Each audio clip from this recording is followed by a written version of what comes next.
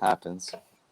All right, guys. Joe McDonough here with MMA-Prospects.com, joined with the newly 1-0 in LFA, Braden Pagaoa. Braden, how are you, man? I'm good, brother. How about yourself? I'm good. And tell me, how does it feel has it sunk in that you're a 1-0 professional fighter? How's that feel, emotions after the fight, and now that you've had a little time to kind of, sit with it?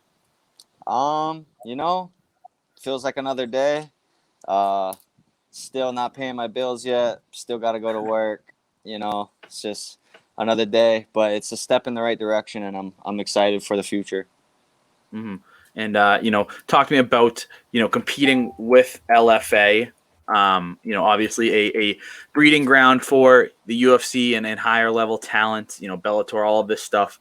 To compete in your first pro fight, showcases that they really believe that you can be someone very, very soon. Mm-hmm. It is what it is. It's a very professional promotion. I was happy with the way they took care of me and the way I noticed they take care of the other fighters. It's just a very professional experience all around, and I'm happy to be with them. And you had a decent amateur career of I believe 4 years, started in 2015 to your last 2019, your last amateur fight before turning pro. I'm assuming would we have seen you in 2020 turn pro? Would we have seen more amateur? And when you have a career like that, is it time when you say, okay, now's the time to turn pro? Yeah, we were trying to turn pro in 2019, but things happened. Then COVID happened, and everybody got messed up with this whole situation. But I'm happy with how everything turned out. Maybe I just wasn't ready at the time, and it worked out. Who knows? We will never know. But the good thing is we're here now. We're 1-0, and we're taking a step in the right direction. Take me through your 2020 because it's different for everyone. We didn't get to see you compete in 2020. Like you said, you would have liked to have gone pro, a year and a half ago. But things happened and the world shut down. Take me through your 2020, both as a fighter and a person. So when things first shut down, like Vegas first closed, like shortly after the New Year, I went back home to Hawaii. I kind of panicked low key because I like all my jobs were like, oh, we're closing, we don't know when we're opening, and I had no clue how I was going to survive. So before all the airports and everything shut down, I flew home just to be with family and stay safe. And when things finally opened up, I just came back. It was like nothing. I tried to train, but it was hard back home. Everything was closed and nothing really going on. I just worked out at the park with my girl and stuff like that. But as soon as Vegas opened up, like maybe 3 or 4 months later, I came right back and was right back to the grind. Mm-hmm. And you had said it is what it is. Mr. Max Holloway, a fellow Hawaiian. Talk to me. There's so many just studs from Hawaii, both prospect-wise, UFC-wise, Bellator, everything. Champions. Talk to me about who your motivation was and what it means for you to be kind of the next up-and-coming Hawaiian fighter.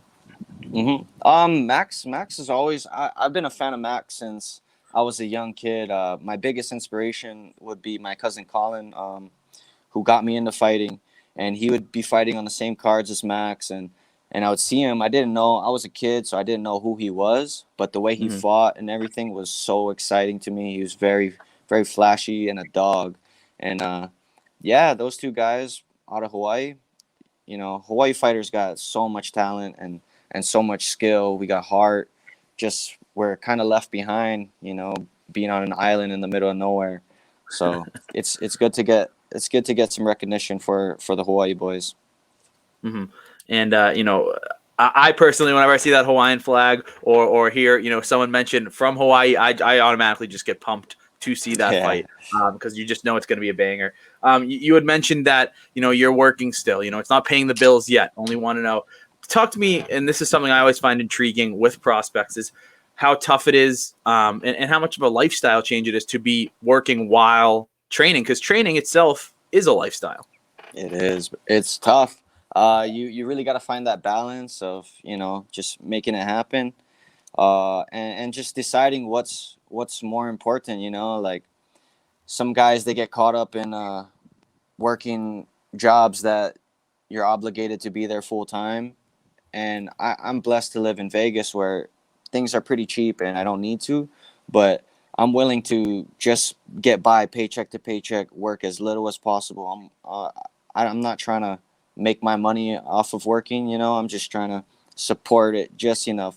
A couple times I might be a little bit behind on some payments, but it's the life I chose. I'd rather do that and chase my dream than be a slave working a job. 100%. And when can we expect to see you back in the cage? I'm assuming 2020 you had to take off. 2019 you wanted to become a pro, had to wait. Here we are, 2021. You're 1-0. The pro debut happened. When do we see you back in there? I'm hoping to get back as soon as possible. I have to take probably like maybe a week or two off of punching because I kind of hurt my hand a little bit in that last fight. Yeah. But I'm grappling. I'm still working out, still training. But a week or two off of punching, and then I could probably get back into another fight camp after that. So hopefully soon. 100%, man. And tell me, last one for me here. A year from today, so 2022, April, May, where are we? What's the record? What are we looking at? Where are we a year from today? Hopefully a year, being realistic. Let's say hopefully 4-0, maybe 5-0 if we can get rushed a little bit. Yeah. I'm in no rush to get to the big show because I know I'll be there for sure. I just want to take my fights and get them, get my cage time, get my wins. But yeah, 5-0, hopefully. And I look forward to those next 3 or 4 fights, watching you get there, man. Thank you very much for the time. Appreciate it. Thank you.